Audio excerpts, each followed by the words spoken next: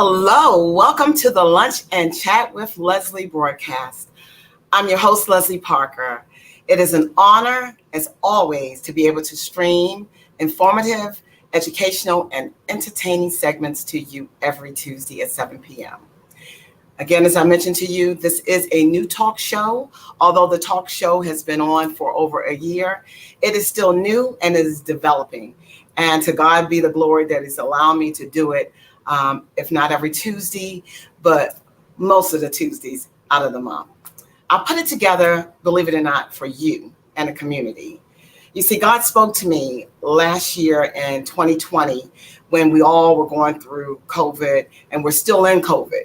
But I know that I had to at least use my voice and my connection and my connective spirit that I have with God to share with you about some things, to keep you informed, to entertain you, whatever it is.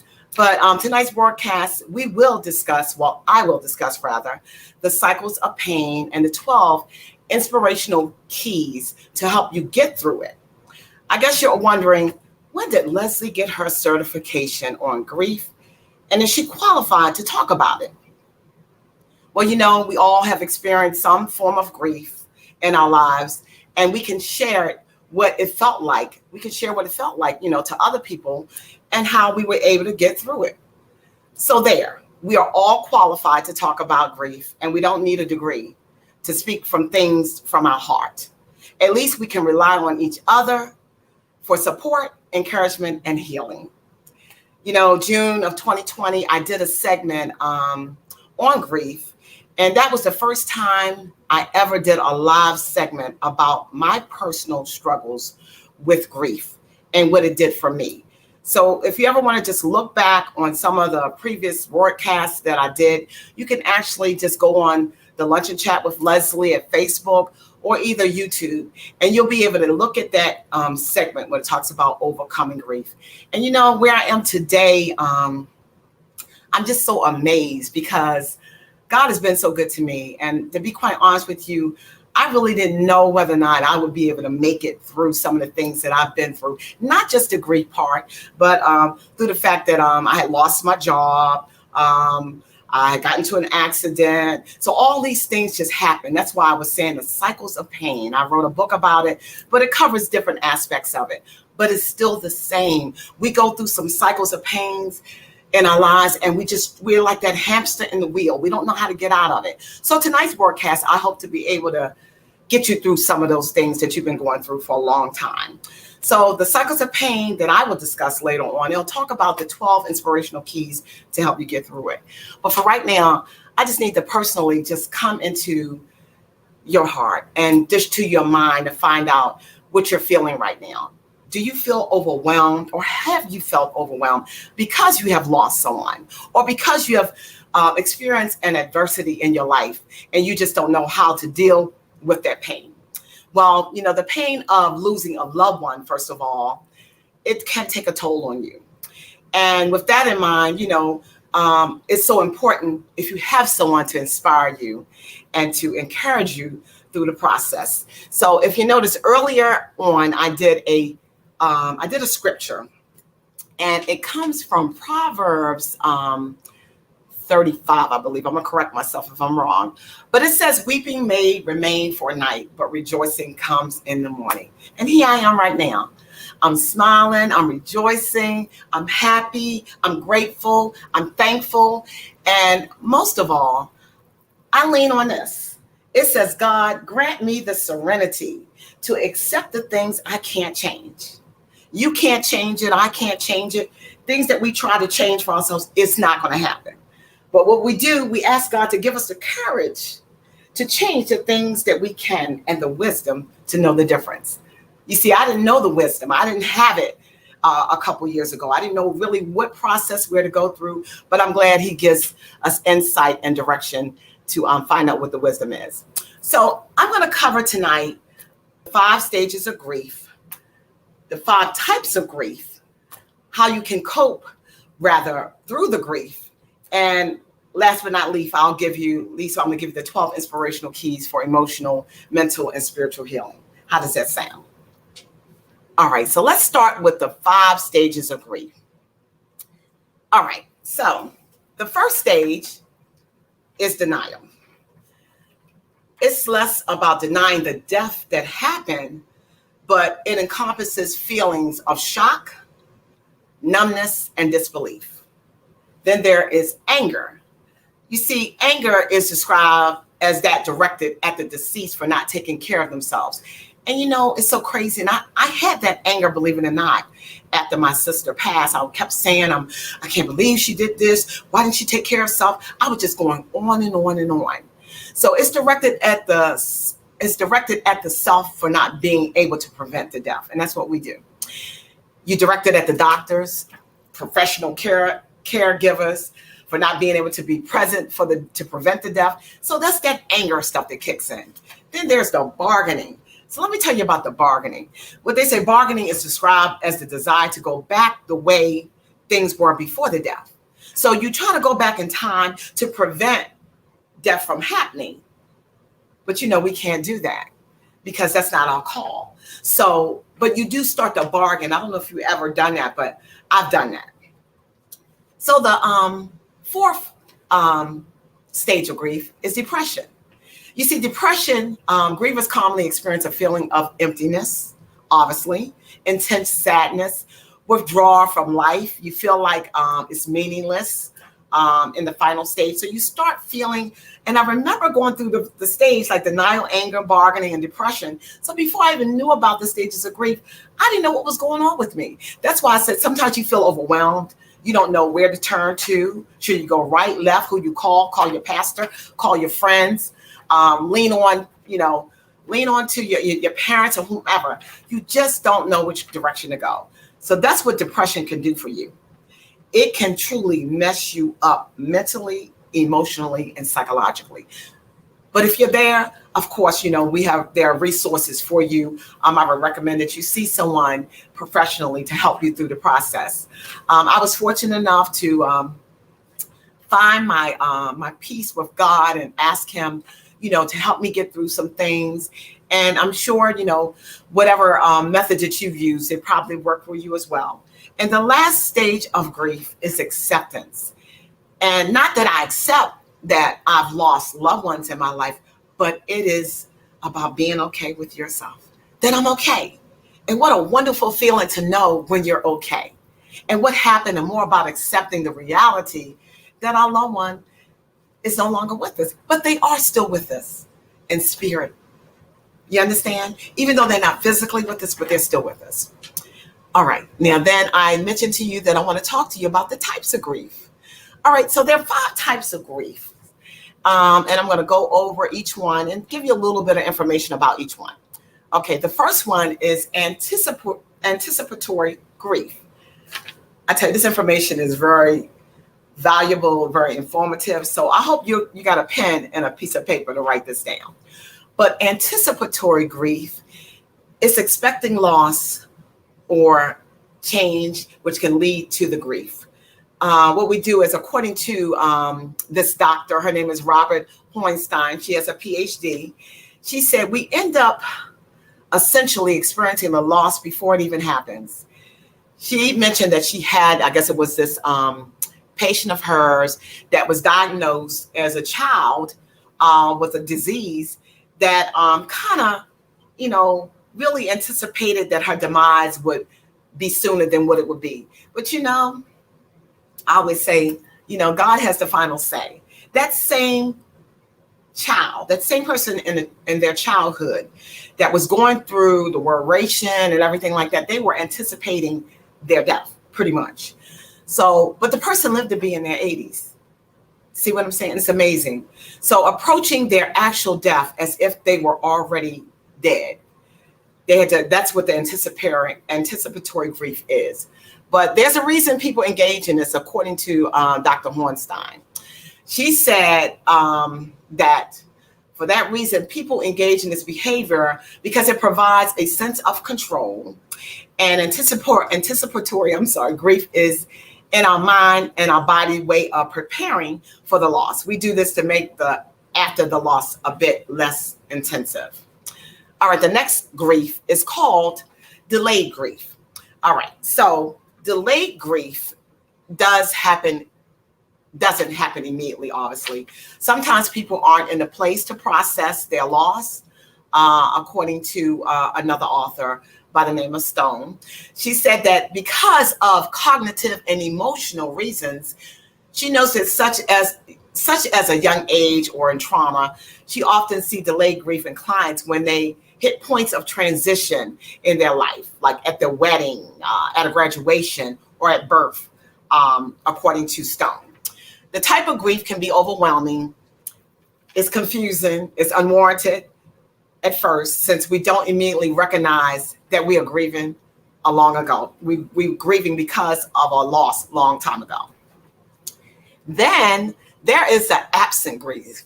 So absent grief, with this grief, it may seem to you or seem to people around you and yourself, if you're not grieving something, you should feel you should be grieving, but your grief doesn't look like it to other people around you. But there can be a lot of reasons for that, for not having your typical response. According to Abera, another author, she said that shock is one of the main reasons. Feeling relief that someone's free from pain, or lack of understanding how to grieve. These can also lead to absent grief. And the other author, as I mentioned to you, Dr. Hornstein, says sometimes it can be linked to already processing their loss, such as an abusive parent or someone who has been ill for a long time. Now, a person might even grieve without realizing it. Many people think of grief as uncontrollable. You may think that you're supposed to be crying, ripping your clothes off, not being able to get out of bed, but it also can be manifested through anger. And I've been there. I don't know about you. I've been angry. I know that once I lost my sister, I noticed that my family and I, we were bickering with one another. Even when I went to work, everything that my supervisor said at the time, I was really just a little on edge about things. She said these aren't the typical grief reactions we see in popular media, but they are what she does see this in her office. Now, this, believe it or not, is probably the experience I'm going through, and I'm still going through it. Inhibited grief.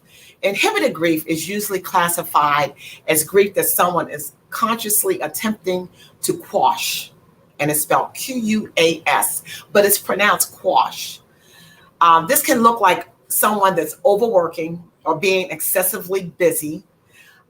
Sadly, this does not stop the grief, but what it does is, she gives an example of like having a pebble in you're walking and you got a stone in your shoe, but you don't do anything. You don't pay attention to that stone in your shoe. So what happens with that stone, it causes your feet to blister. So not recognizing that you're going through this type of grief can be harmful and dangerous to you. Then there is disenfranchised grief. This type of grief isn't recognized by our culture, but it can be because people don't think the event is worthy of mourning due to circumstances. For example, you may not be fully and openly ready to mourn the loss of a lover in an extramarital affair, she points out. So it can also be a kind of grief that feels hard to explain, Dr. Hornstein says. She said she literally cried over a death. Now, I thought this was funny, of a long-running TV show. And she felt an acute sense of sadness. She says, but taking off work due to, I guess it's Posey, dying on the Orange is the New Black, might not make sense to others, but it makes sense to her. So I thought that was cute to share with you. She said there are many other situations where loss is not recognized, or you just glazed over by society, what it looks like. Okay, now I'm going to talk to you about coping strategies for different types of grief. All right, I hope you still got your pen ready. Now, coping strategies may differ based on the type of grief or personal experiences, but if someone has experienced a delayed grief reaction because they are in a crisis, then the crisis needs to be addressed first. But there are some general strategies to apply to all the types of grief, according to Dr. Hornstein. Okay, first of all, you got to be kind to yourself. If you notice you're grieving, be compassionate. Allow time to heal. Drop that need that you got to be perfect. Perfection, please throw that out the door. Perfection doesn't mean anything but a bunch of stress. Do not judge your quality of the length of time that you are grieving. So, you hear that saying, people say, well, didn't that happen 10 years ago or 20 years ago? Believe it or not, I lost my girlfriend in high school, but I still grieve the loss of her. But I love her and I will always care for her. So when people tell you, why don't you get over it? You know what I tell them? Well, have you experienced grief yet? Then you get over it. If you haven't experienced, then you need to get over it. So don't you ever, ever, ever tell someone to get over grieving. If you're able to get through your grief your way, that's fine. But don't expect everybody to be put one size fit all. It doesn't fit the same. Then she says you need to practice memorializing. She said it could be cathartic, and healing to create a memorial for the person or thing you've lost. She said, but this may be a letter to you, maybe a letter to you to burn, or just really think about. Like I have a memorial of my sister over here, but I'm cool. I'm okay with that. I like to see her face. I know she's not with me physically, but spiritually she is with me. She also says, Dr. Hornstein says, look out for displaced grief. She said this can be the type of crying over flowers instead of missing someone who has died. She said, allow the grief to lead you where you need to be. Excellent point. Then you have to have signs you should seek for. Now, no one escapes grief, according to Dr. Hornstein, but the process to go through it, the normalcy and necessity for a long time, health can be challenging and it can be painful. So, I'm gonna be honest with you. You will have health challenges. You may not eat the way you should eat or whatever, but you'll be able to get through those things. But know when you need to seek help. And you think you want it. You think you want it. You don't need to be broken, and nothing needs to be wrong with you to seek the help of a professional. Remember that. You don't need to be broken, and you don't have to have anything wrong with you to seek the help of a professional. So think about doing that. And finally, it's two more things I'm going to go through, and then I'm going to go through the 12 keys of inspirational healing, emotional healing, and then that's it for me. Okay, so your day-to-day routine is suffering. If you are not able to go through the ordinary routine of life, like taking regular showers or showing up for work on time, it's a good idea at that time to seek help. And if you feel prolonged sense of hopelessness, go and seek help. Finally, if you're dealing with a survivor's guilt, reach out to a professional if you experience guilt over being alive or the desire to self-harm yourself. So I've never felt like I wanted to do that, but I did have the survivor's guilt. It's like, why me, Lord? Why am I still here? Well, plain and simple. God spoke to me and said, it's not my time. But whatever he's doing, whatever his mission is for my life, I'm going to definitely take heed of that. So I want to show something to you. So if you give me a second, I'm going to share my screen. And I thought this was worthy to share. So I hope I get it right for you. Give me 1 second.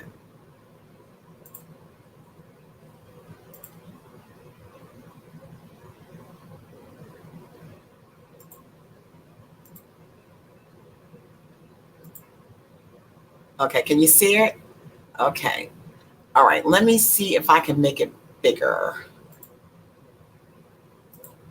so you can see it. And if you can't see it, what about now? Okay, if you can't see it, I'm going to read it to you.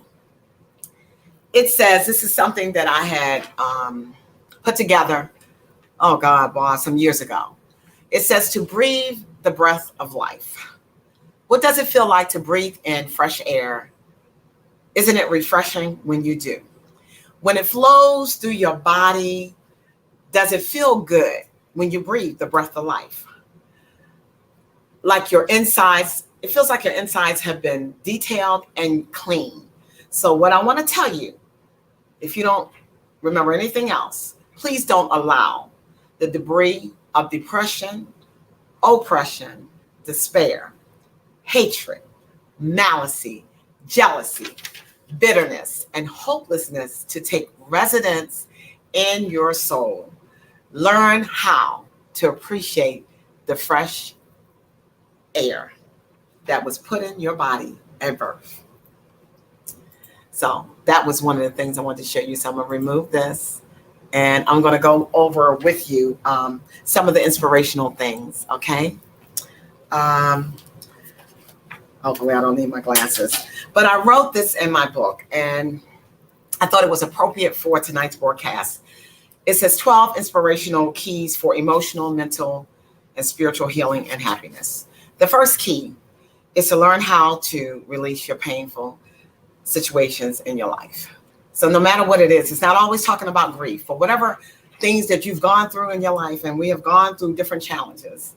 Maybe it's, it could be communication, it could be something at home, it could be relationship issues, whatever it is. It could be a divorce, whatever it is, those things are definitely worthy of addressing.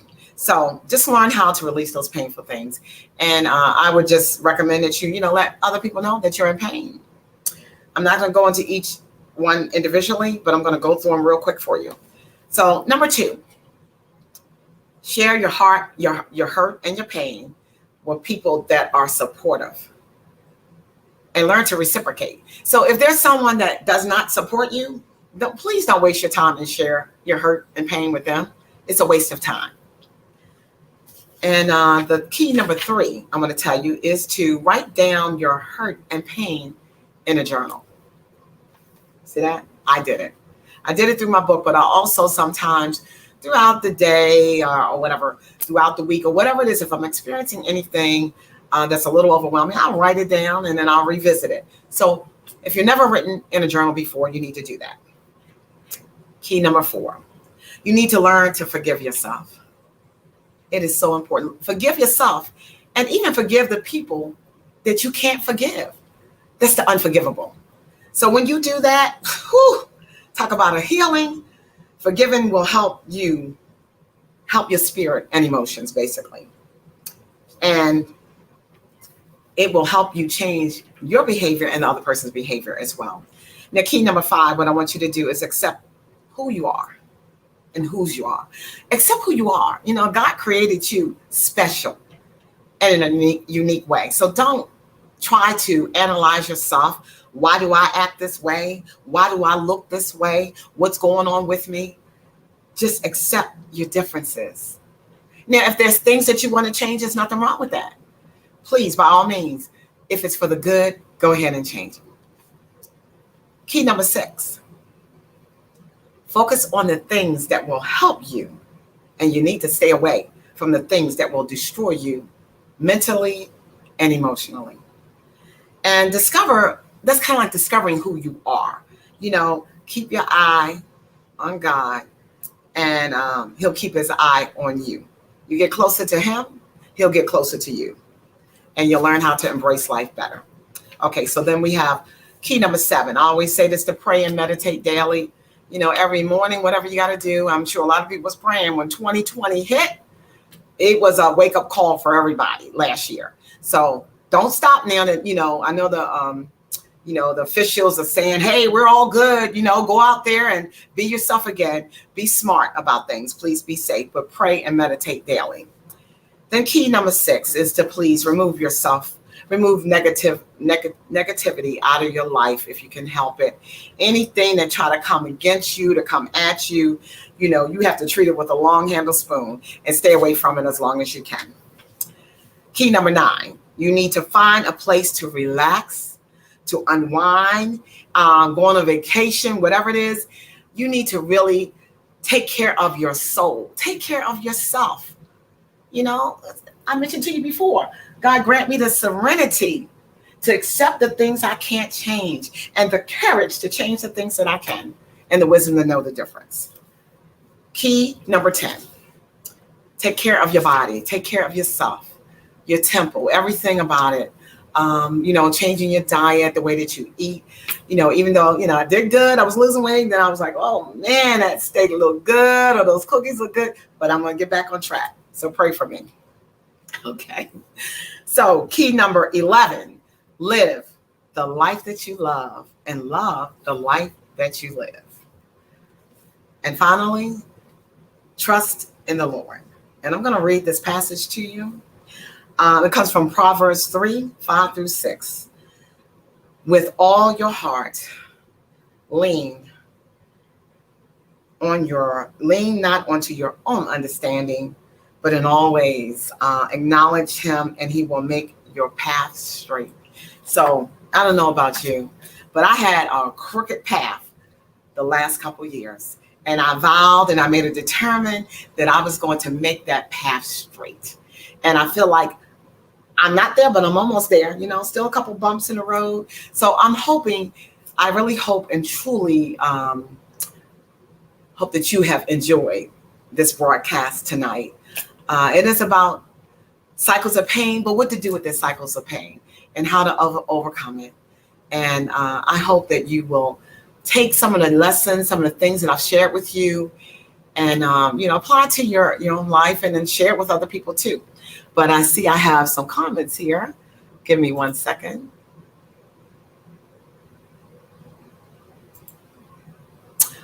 Oh, Lisa, hi. I appreciate you too. Thank you. That's always good to know when you tell someone you appreciate them. I do appreciate you, Lisa. Thank you. As always, thank you for your support.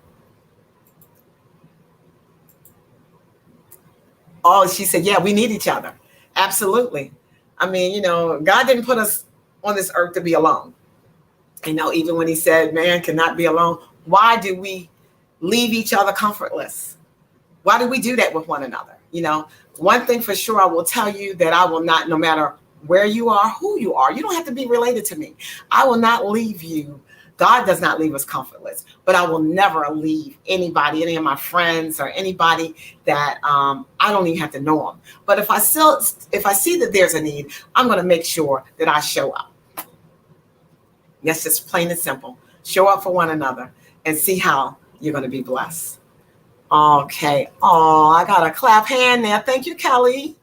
I appreciate that. I hope you enjoyed the podcast so far. I appreciate you. And thank you, Simone Scott. Good evening. Thank you so much. I appreciate you showing up. Thank you. Thank you, Leslie, for your sharing, your heart. Oh, Julie, thank you. That's all I know how to do, is share my heart. At least I know that, when that time comes that I've done all that I need to do.